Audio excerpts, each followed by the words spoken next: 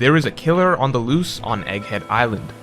Someone who attacked Pythagoras, who has turned off all of the surveillance cameras, who has turned the Seraphim against the Straw Hats, and who likely kidnapped the primary Stella body of Vegapunk. But looking at the cast of characters on Egghead Island, there is not a single person that makes sense as the culprit. We know none of the Straw Hats would do it. Bonnie is occupied by Kuma's memories. Stussy was actively involved in the fight scene with Lucci and Kaku at the same time that the Stella body of Vegapunk went missing. And so far, none of the other Vegapunk bodies seem to be the culprit, as we can see that they are each paired up with a group of Straw Hats. Meaning none of them can be the ones turning off all the cameras right now. We can literally cross off pretty much every known character on Egghead Island, which leads to the possibility of, what if the culprit is not a known character? The problem is that Egghead Island is an impenetrable fortress, meaning that whoever is causing all of this would somehow have had to have gotten in undetected, and would need to also have somehow been able to take control of the Seraphim, who should only be able to be commanded by Vegapunk.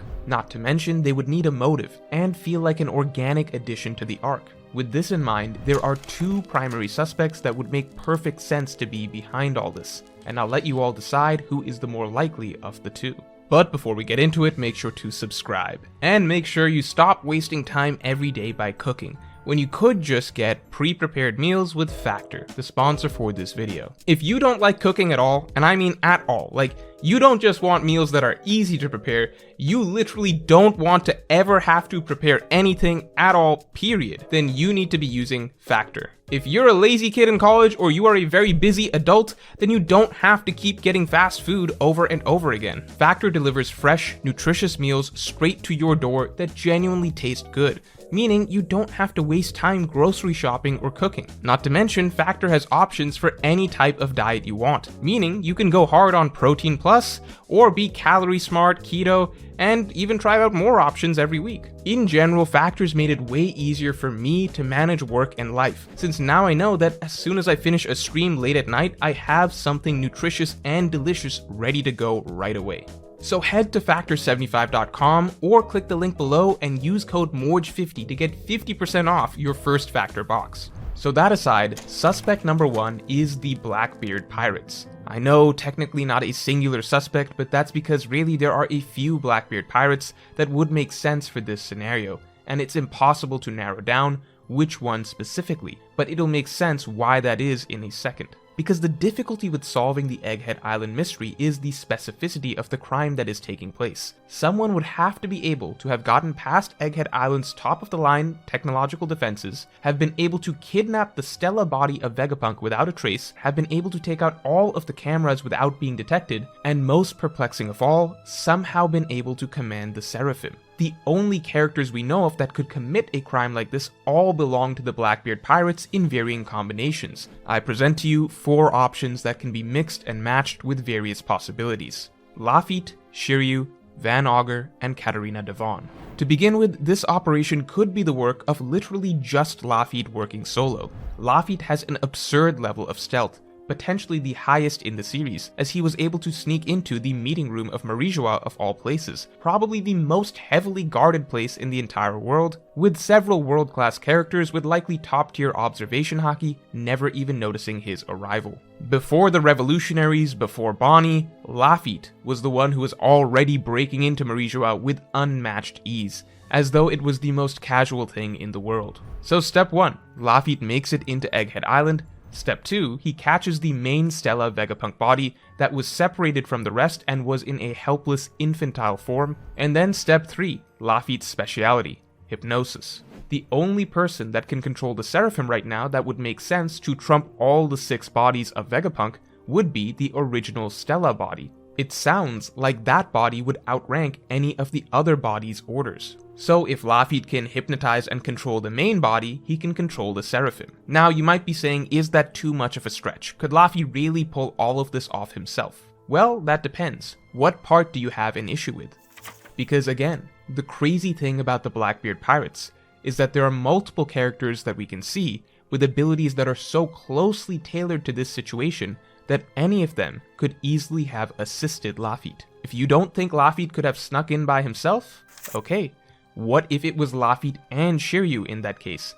Shiryu has the invisibility fruit, and we have no idea what the upper limits of that fruit are with awakening. They could easily have gone completely undetected even by Vegapunk's technology. Or perhaps even easier, what if Van Augur simply teleported Lafitte in? Van Augur is already able to snipe from islands that are so far away they aren't even visible in the distance. It would be child's play for Van Augur to teleport Lafitte straight into Egghead Island. Or maybe your issue is the hypnosis. Maybe you think Vegapunk is too smart to be hypnotized. Well, in that case, I offer you Katarina Devon as an alternative. Let's say Katarina and Shiryu, or Katarina and Lafitte sneak into the island. Or perhaps Van Augur simply teleports them straight in. It doesn't matter. As soon as they're in, they get their hands on the isolated and helpless Stella body, and Katarina is then able to transform herself into an identical version of the Stella body, and just like that, she can command the Seraphim. Essentially, in this case, there are multiple characters from the Blackbeard Pirates that could sneak into Egghead Island and go undetected, and multiple characters from the Blackbeard Pirates that could take control of the Seraphim. There are almost no other characters in One Piece that could conceivably take control of the Seraphim, but the Blackbeard Pirates have both a master of hypnosis and someone who could mimic Vegapunk, and these characters would not have had any problems getting into the facility. And on top of that, there is plausible motive. Just 1 week back, Blackbeard encountered the Seraphim himself, and they clearly left a significant impression on him. Blackbeard's already in the habit of trying to acquire powerful assets for himself. After the Seraphim encounter, he may have sent over a subordinate or multiple subordinates to break into Vegapunk's lab and see if they could somehow seize control of the Seraphim themselves. Alternatively, we have Caribou, who was just released at the start of this arc. Caribou at this point is almost definitely a subordinate of Blackbeard's, as there is almost no other character that makes sense to be his boss this late in the story. Whoever he's working for is clearly some villainous figure, and we've already crossed off Kaido and Big Mom. As Zoro kicks Caribou off the ship, Caribou literally tells the Straw Hats that they'll pay for this. Wouldn't his most obvious next action be to run to tell Blackbeard everything he knows now that he's finally free? Not only about the ancient weapons, but possibly exactly where the Straw Hats may be. Keep in mind, it's very possible that Blackbeard's Beehive Island is very close to Egghead Island, as G14 is right next to Egghead.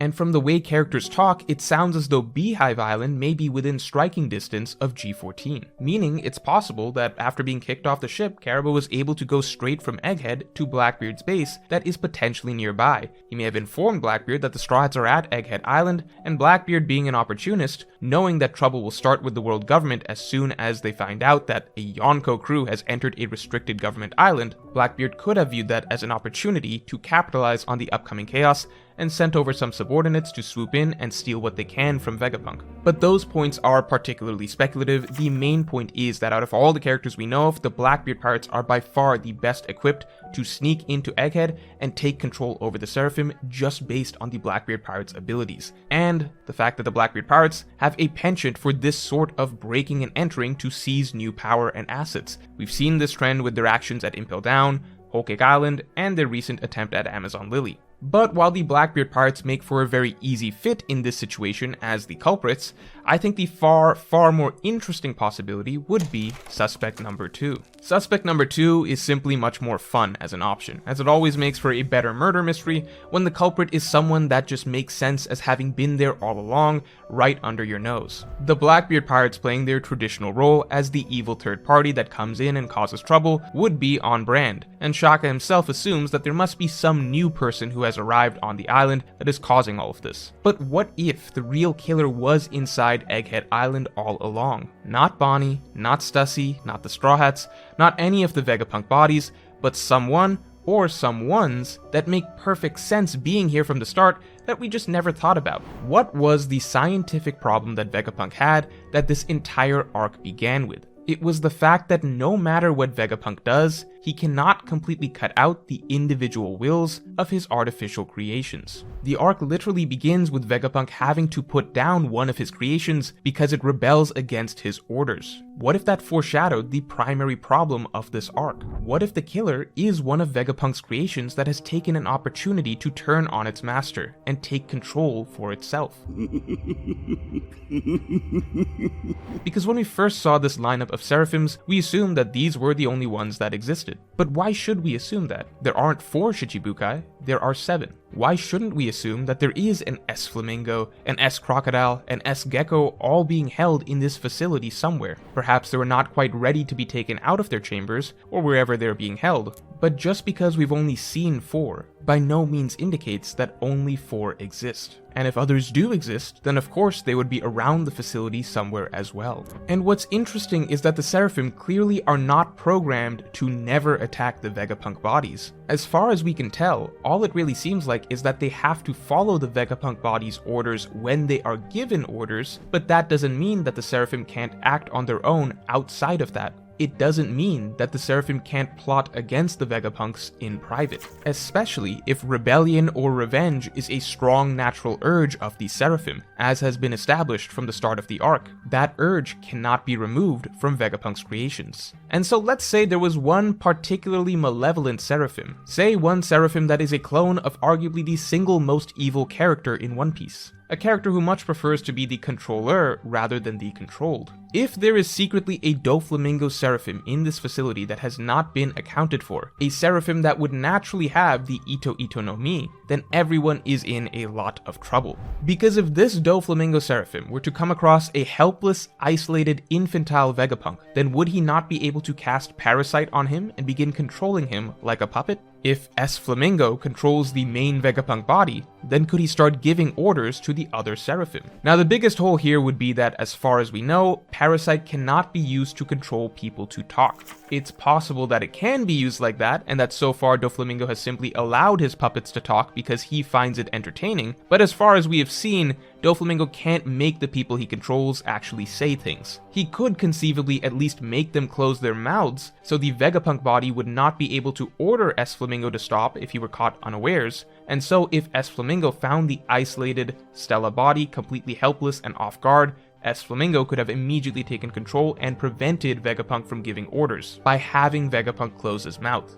But the Doflamingo Seraphim would not then be able to make the Vegapunk body give orders to the other Seraphim. Now, if the Stella body has some sort of manual method of transmitting orders to the other Seraphim, then this would be a plausible idea, as S Flamingo could control the Stella body to issue those orders manually. But there is also another interesting possibility, which would be if, like the Blackbeard pirates, the Doflamingo Seraphim also wasn't working alone. Because what no one mentions about the 4 Seraphim that we see are that these 4 are coincidentally the counterparts of the 4 Shichibukai that we consider to be good characters. Everyone here's original counterpart, Mihawk, Hancock, Jinbei, and Kuma, are all allies of the Straw Hats. On the other hand, the 3 Seraphim that are missing, Doflamingo, Crocodile, and Moria, are all based off Shichibukai that were villains and arc antagonists. That is a suspicious difference to me. Could it mean that all 3 villainous Seraphim that are missing were ones that plotted against their creator? And in that case, much like the Blackbeard pirates, we could again get a combination of abilities. Perhaps it's not just Doflamingo's Parasite ability that's involved in some way. Perhaps the Moria Seraphim taking Vegapunk's shadow for some purpose could lead to a situation where they are able to imitate Vegapunk's command over the rest of the Seraphim.